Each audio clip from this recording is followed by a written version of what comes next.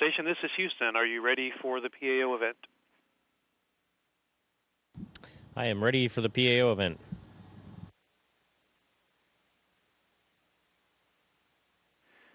CBS is Face the Nation. This is Mission Control Houston. Please call station for a voice check. Station, this is Face the Nation. How do you hear me? I have you loud and clear. Welcome aboard the space station. We're back with a very long-distance remote. Astronaut Scott Kelly joins us from the International Space Station. Commander Kelly, you first went into space in 1999. What's different now? Well, my first flight was on just on the space shuttle. It was to the Hubble Space Telescope, and that was before we had the International Space Station. It wasn't a few years later before we launched the first people to the space station, the first human presence in space, which we've had for the last 15 years. So, it's a much different experience now with this International Space Station and the international cooperation and all the research we have that go with it than what we were doing back in the 1990s and previously. How about for you personally, though, being in space now relative to that very first time you went? Well, flying in space is a privilege, whether it's the first time or the fourth time.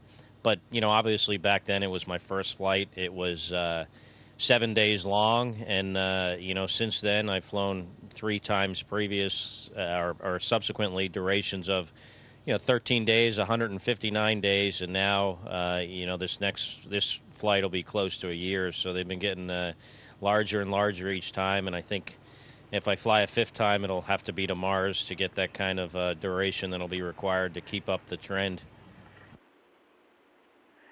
Before we go any further, what room are you in there?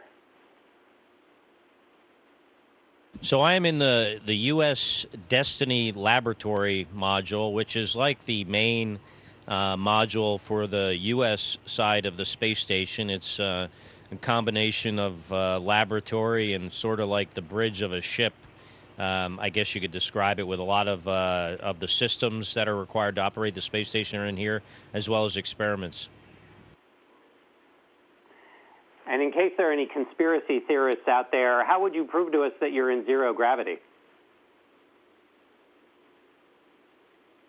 I would just do this for a while, and unless I was falling, that would be kind of hard to do. That's convinced me.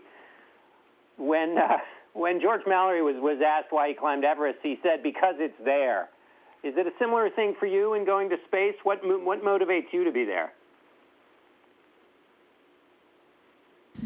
I like challenges, and I was a Navy pilot and test pilot, and for me, flying in space seemed like the logical next step as far as things that would challenge me. But what I've come to find that makes this a very satisfying experience and satisfying profession for me is doing something that's extremely, extremely difficult. Having, people live in space here and do the type of work we do for the last 15 years is, could arguably be more difficult than when we went to the moon, building a space station and operating it for so long. And, for me, having the privilege to work in this program and being a part of something so hard is, what has made this worth it for me.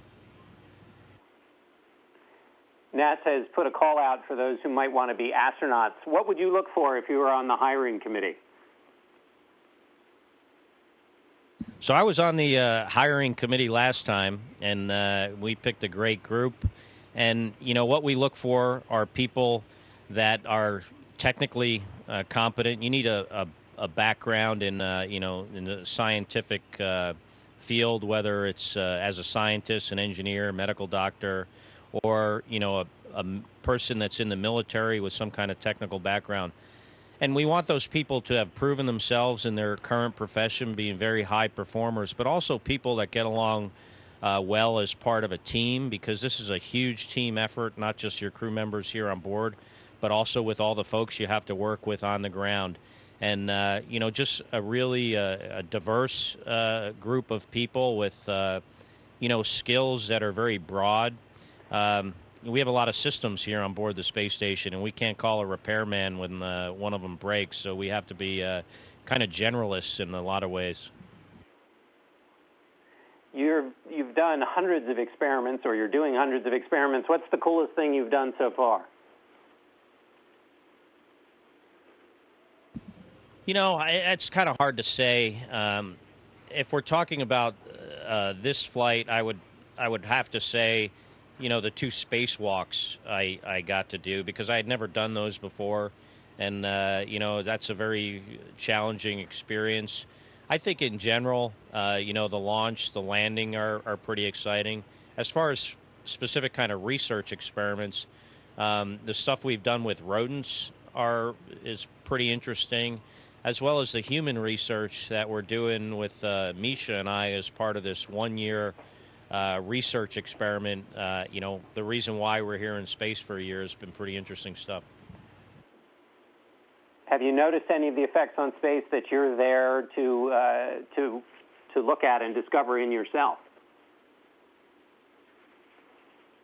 A lot of the data we collect is stuff that has to be analyzed on the ground. For instance, we can't see, bone loss ourselves. That's something that we'll have to notice with imaging technology when I get back. But, there are certain things we could see with regards to muscle mass, like the amount of muscle I've lost in my calf muscle because we don't walk up here is pretty significant. Some effects on my vision initially, although those have kind of leveled off and have been pretty consistent with what I had on my last flight.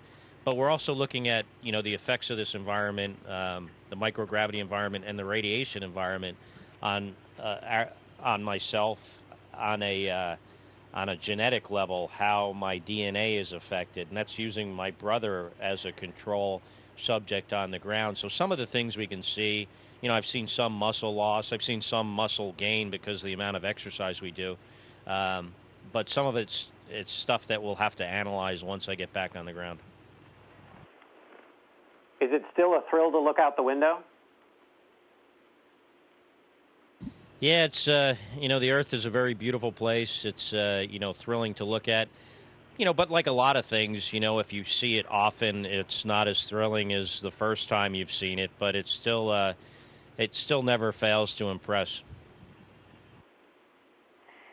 Have you been following the news from up there? I mean, have you watched, what do you think of the presidential campaign that's going on down here on Earth? Yeah, so we have the news on pretty much all the time, unless we're watching something specific, and we have coverage about 50 minutes every hour. So I do follow it very closely, and I have to say it's been very interesting. I also heard you watched Game of Thrones while you were up there. How long do you think you'd last up there if you worked with your colleagues the way they do on Game of Thrones? I'd like to think I would last a long time, but you never know. But the good news is we don't work that way. We actually get along very well. It's an international space station. We have crew members from both the U.S. and Russia, and now the United Kingdom with Tim Peake from the UK, Tim Koper, and Yuri Melenchenko arriving just yesterday. And, it's great to see that on this space station we can work, across cultures in a very, very cooperative way. All right, Commander Scott Kelly, we thank you so much for being with us. My pleasure. Thank you. Station, this is Houston ACR. That concludes the CBS Face the Nation portion of the event. Please stand by for a voice check from CNN International.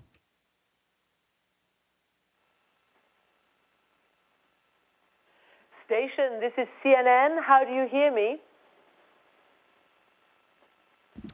We hear you loud and clear. Welcome aboard the space station.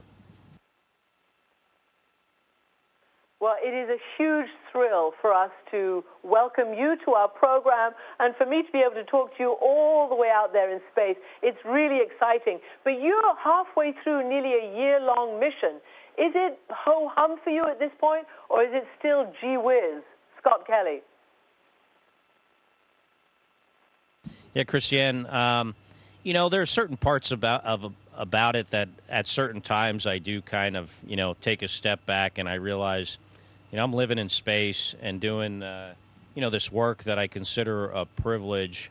But we've been up here now over 260 days. So, sometimes it, the daily routine is somewhat of a routine. But there are those moments that, impress me, and I'm sure Misha in a very profound way. Let me ask you, Mikhail Kornienko, how does it feel to be up there so long, nearly 6 months now? Михаил, можно задать вам вопрос тогда? Скажите, как вы себя ощущаете на борту? Вот какие ощущения? Ведь вы так долго уже пробыли в космосе, примерно уже 6 месяцев. Я пробыл примерно 9 месяцев. Actually, it's not 6, it's 9 months. So I'm feeling fine. Besides, my crew is just great, wonderful.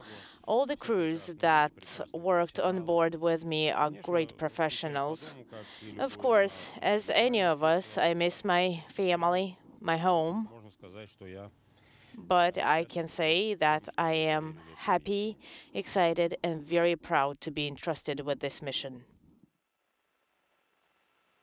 Let me ask you both, as I love watching you float that microphone back and forth to each other. You are watching our planet with a view unlike anyone else in this universe right now. And you've just seen a climate deal reached in Paris, about 200 nations signing on. Were you surprised that it would happen? I know you lobbied for it. And what is, your take on the survival of our planet? Scott Kelly, first you. Well, a couple of things. I was surprised on the agreement because just to get that many people to agree to anything is pretty difficult. So, in that regard, it was, a historic event. And, hopefully it'll continue to be supported. I think it has to go back to, all the individual countries and still gain, their support.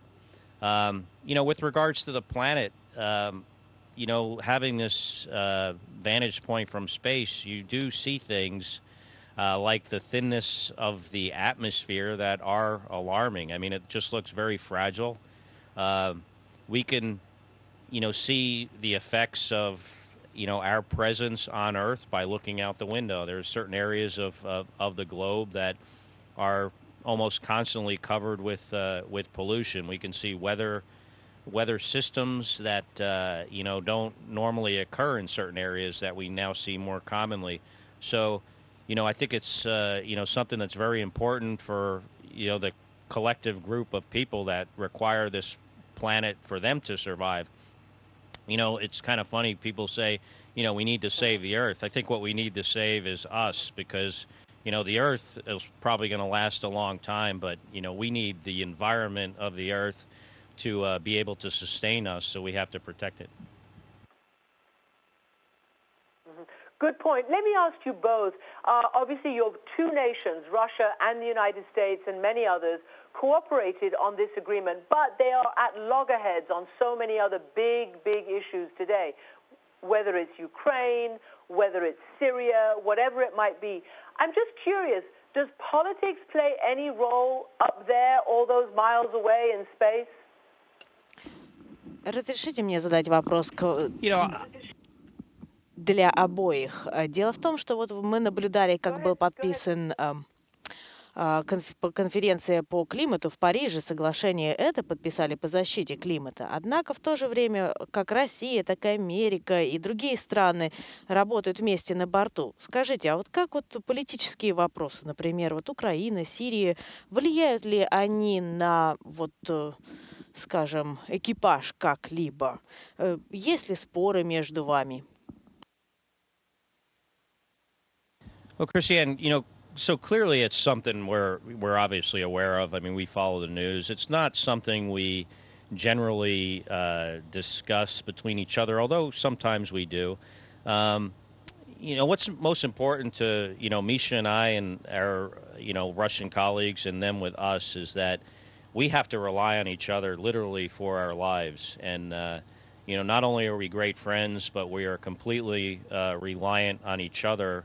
If there's an emergency up here, that we have to take care of one another. And that's, for us, the most, important thing. And, we understand that there can be conflict at times between nations. And, I think one of the great things about this space station is we have demonstrated that, two cultures that are, somewhat different and then sometimes can be at odds with one another over certain things have demonstrated that they can work together in a very cooperative way. It's something very, very difficult for a long period of time. Ну, собственно, мне остается только присоединиться к словам. I can only join in and say that the international station is free of any politics. We are very polite and always very considerate of each other in such discussions.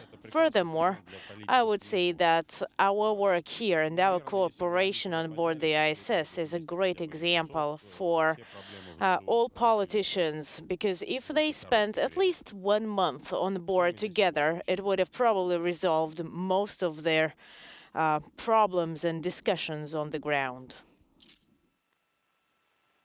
Well, you've given me and the whole world now a whole great program. Maybe we should send them all up to space and they can solve all the world's problems up there, like you're working so hard. What are some of the real kind of hardships, for instance, physically? I understand you have to really work out hard in order not to atrophy, for your muscles not to break down. Yeah, our bodies are pretty smart. They recognize in this microgravity environment that you don't need your skeleton to, hold all your stuff together. So we lose bone mass because we don't need it. And likewise with your muscles. So we have to do exercise to prevent that from happening. But, there are other hardships, too, up here that we deal with them and we understand it. And but the fact that you can't go outside, I mean, you can occasionally do a spacewalk, but that's not like walking outside in the fresh air, or at least a different the kind of air that you experience on a daily basis. The space station is nice, but there's no running water. You can't take a shower. The diet gets pretty routine. So all that is something that we've learned to live with, but we still understand that it's a big privilege to represent our countries up here. Scott and Mikhail, I know we don't have a huge amount of time. I can see one of your colleagues behind you who's sort of dancing and floating around in zero gravity, doing whatever he's doing there.